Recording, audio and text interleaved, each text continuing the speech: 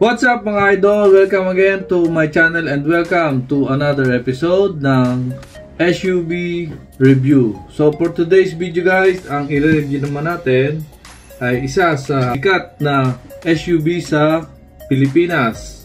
Walang iba kundi ang 2024 Isuzu MU-X. Nice! So last month nga guys ay naglabas ang Isuzu ng bagong SUV, ang ating 2024 MU-X.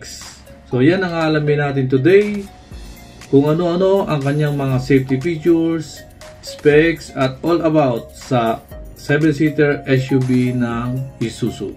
So alamin natin kung ano-ano ang meron sa isang Isuzu MU-X. Let's go!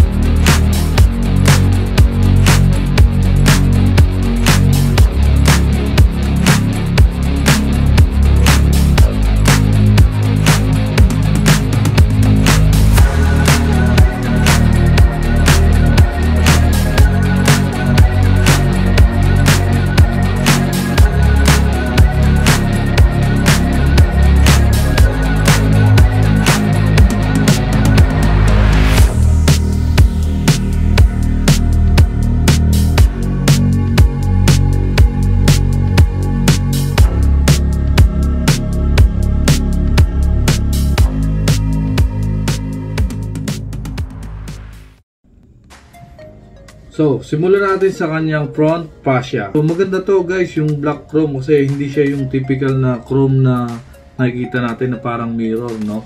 Yung silver.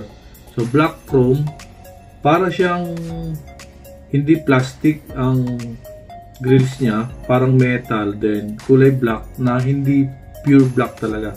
So, napaka-eleganteng tingnan at napaka-angas nito. Very luxurious talaga ang kulay nito. The styling naman is more premium talaga ang styling na to. Moving on naman guys sa convenience, ang MU-X ay merong dalawang option ng isa 2-wheel drive and then yung isa is 4-wheel drive. So kung mahilig kayo mag off-road, bagay na bagay sa inyo to kasi meron siyang 4x4 terrain command dial, hindi ka bibigoyin ito sa off-roading. Kung naman kung city driving naman guys, meron naman siyang option na 2-wheel drive. Moving on sa air conditioning unit, ang MU-X ay may dual zone automatic air conditioning. So, i-keep siya ng 2 separate climate controls. Ito yung guys, yung pag sinabing separate climate controls, iba yung temperature dun sa driver, iba rin yung pwede mong iset na iba yung temperature dun sa yung passenger. So, kung ito yung gusto mong temp, mas malamig, pwedeng iba yung temperature ng passenger mo. So kaya siya tinawag na separate climate control. So pagdating naman sa kanyang alloy wheels ay meron siyang 20 inches alloy wheels.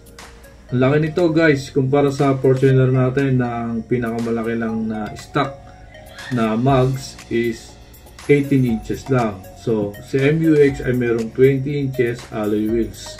So, talagang napaka-premium at dynamic ng kanyang design. So, kita nyo naman, di ba guys? Napaka-astig niya. Ang ganda. So, moving on sa Smart Multi-Information Display, ang MU-X ay merong new 4.2 inches customizable MID for easy viewing of vehicles vital information. So kung mapapansin nyo guys, yung kanyang gauge is analog pa, yung RPM and then yung kanyang speedometer. While yung in the middle display is fully digital na talaga siya. So ang ganda ng combination nito, no?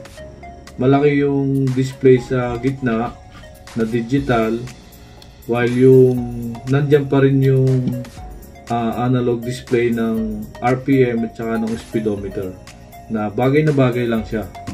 So para sa akin, goods na goods din to at sobrang sophisticated. Naka push button start na rin siya. Then dun sa weighting capacity naman guys, nasa 800mm siya. So kahit medyo mataas ang baha, pwede rin nyo rin siyang ilusong. So pagdating naman sa engine guys, ang MUX ay merong new 4JJ3 by 3 liter diesel engine na may capable na mag-produce ng maximum of 190 PS at merong 450 Nm of torque. So guys, yung ganitong engine is available daw sa 4x4 at 4x2, pero sa dalawang variant lang. Yun yung LS-E, and then yung isa is 4x2 LS-A variant. So dun sa dalawang yon available itong ganitong klaseng engine, yung 3 liter diesel engine. Ang lakas nito guys, 190 then 450 Nm.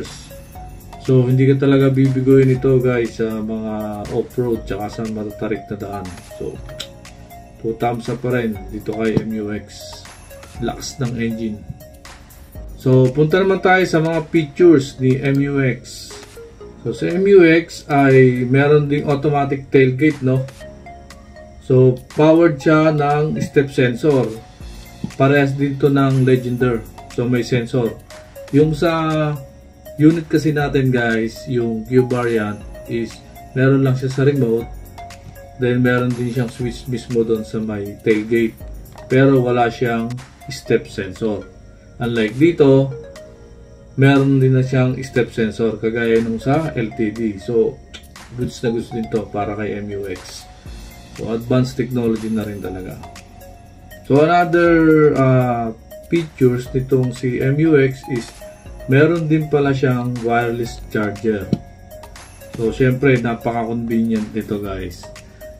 Kasi wala nang hassle, hindi mo na kailangan mag-plug ng mga USB cord. So ipapatong mo na lang dyan, so automatic na yan, mag-charge niya. So yung variant natin, yung kagaya na sa atin is meron din naman ito, yung Fortuner Q.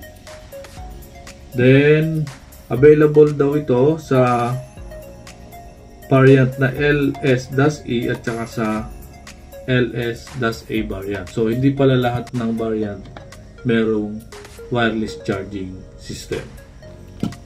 So punta naman tayo sa 360 view monitor or yung tinatawag nilang AVM. So sa 360 view monitor guys is parang meron kang bird's eye view na kita mo yung 360 sa paligid mo. So sa Q variant natin, meron din naman ganito. Then syempre ito, gamit na gamit to kasi kapag malaki yung sasakyan mo, minsan merong mga portion sa area na hindi mo makikita agad eh. Kaya ito, yung 360 view camera, talagang gamit na gamit ko rin to. Napaka-convenient gamitin. Especially guys, kapag nagre-reverse kayo, masikip na parking, o kaya papasok kayo, masikip din yung mga dadaanan, mga eskinita. Yan, gamit na gamit yan guys kasi makikita mo talaga yung 360 ng sasakyan mo sa labas. And guys, o nga pala, available lang din pala ito sa variant, dalawang variant ulit, sa LS-E at saka sa LS-A. So doon lang siya available guys sa dalawang variant na yun. So guys, isa sa wala sa ating unit, ang new wireless Apple CarPlay and Android Auto. Wireless guys. So hindi mo na kailangan ng mga cord, USB cord para isaksak sa infotainment system natin dahil wireless na siya. So yung sa unit kasi natin sa Fortuner is hindi pa siya wireless. Ang hassle, minsan pag kailangan mo na, isasaksak mo pa yung mga cord, then minsan nagdulus yung connection. So hassle talaga. Ito guys, wireless na. So convenient dito gamitin itong Android Auto na to at saka Apple CarPlay. Kasi kung ano yung apps ng cellphone mo, pwede mo na rin siyang i-navigate dun sa touchscreen mo ng sasakyan mo. So kung gagamit ka dyan ng Google, Music, Movies, lahat yan magagaya. Basta lahat ng apps ng cellphone mo, makokontrol mo din dun sa touchscreen display ng iyong sasakyan. So ganun kaganda tong Apple CarPlay at saka Android Auto. So 2 thumbs up ulit si MUX dito. Another thing guys na maganda dito sa MUX, no, is meron siyang digital video recorder or yung DVR. So ito yung automatic na recording ng inyong camera. So sa Fortuner wala tayo nito. Ang ginagawa ng ibang owner ng Fortuner is bumibili pa sila ng aftermarket na mga dashcam, rear cam, while itong MUX ay meron na palang DVR, so no need na. Yung stock mo na cameras, automatic na siya magre-record. So ang galing, no? Hindi mo na kailangan bumili ng aftermarket. So yan guys, that's all. Yan ang ating quick review sa 2024 Isuzu MUX. And please don't forget to like, share, and subscribe sa ating video. Thank you for watching guys.